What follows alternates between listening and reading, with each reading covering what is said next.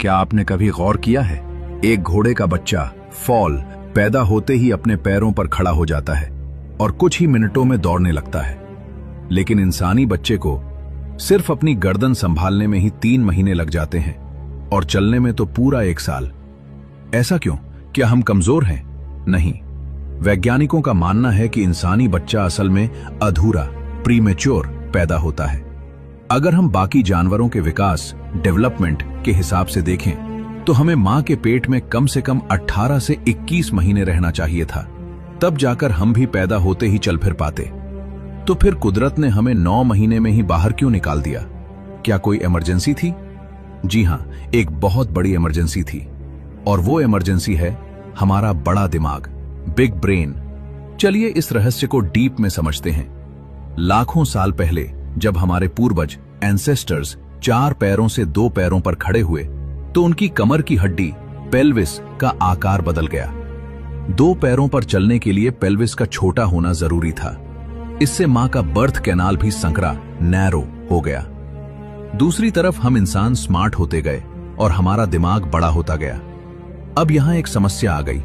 रास्ता छोटा है, नैरो पेल्विस, और सवारी बड़ी, बिग हेड। अगर बच्चा 9 महीने से ज्यादा पेट में रहा तो उसका सिर इतना बड़ा हो जाएगा कि वो मां की हड्डियों के बीच से निकल ही नहीं पाएगा।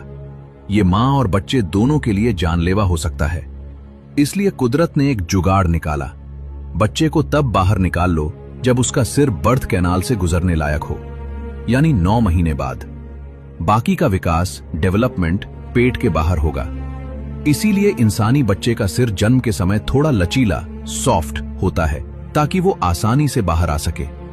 लेकिन कहानी सिर्फ सिर के साइज की नहीं है। एक नई रिसर्च कहती है कि असली कारण है एनर्जी, ऊर्जा। प्रेगनेंसी के दौरान मां का शरीर अपनी क्षमता से 2 गुना काम करता है। 6 महीने तक तो ठीक रहता है, लेकिन 9वें महीने तक आते आते मां का मेटाबॉलिज्म अपनी चरम सीमा, लिमिट पर पहुंच जाता है। ये हर रोज एक मैराथन दौड़ने जितनी एनर्जी खर्च करने जैसा है। 9 महीने के बाद बच्चा इतना बड़ा हो जाता है कि उसे जितनी कैलोरी चाहिए वो मां का शरीर उसे दे ही नहीं सकता। मां का शरीर हार मान लेता है और सिग्नल देता है, अब बाहर निकलो और अपना खाना, दूध खुद पियो। अगर बच्चा और अंदर रहा तो वो मां के शरीर को पूरी तरह निचोड़ देगा और दोनों भूखे मरने की कगार पर आ जाएंगे। इसलिए 9 महीने वो लक्ष्मण रेखा है जिसे पार नहीं किया जा सकता। इसीलिए जन्म के बाद के पहले 3 महीनों को 4th ट्राइमेस्टर कहा जाता है। बायोलॉजिकली बच्चा अभी भी एक भ्रूण, फीटस है, बस वो मां के शरीर के बाहर आ गया है। उसे लगता है वो अभी भी पेट के अंदर है। इसलिए छोटे बच्चे को शांत करने के लिए हम क्या करते हैं?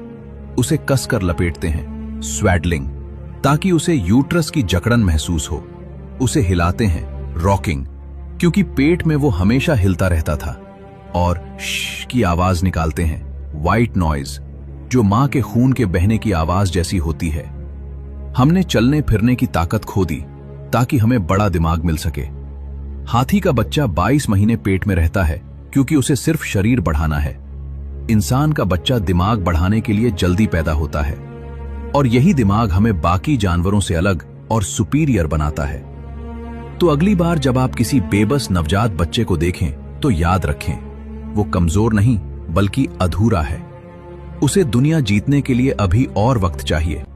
आप भी ऐसे ही पैदा हुए थे, कमजोर लेकिन स्पेशल। अगर आपको यह डीप साइंस समझ आया तो वीडियो को लाइक करें। कमेंट में बताएं, क्या आप प्रीमेच्योर पैदा हुए थे या पूरे टाइम पर? और ऐसे ही वीडियो के लिए विज्ञान सरल को फॉलो करना ना भूलें।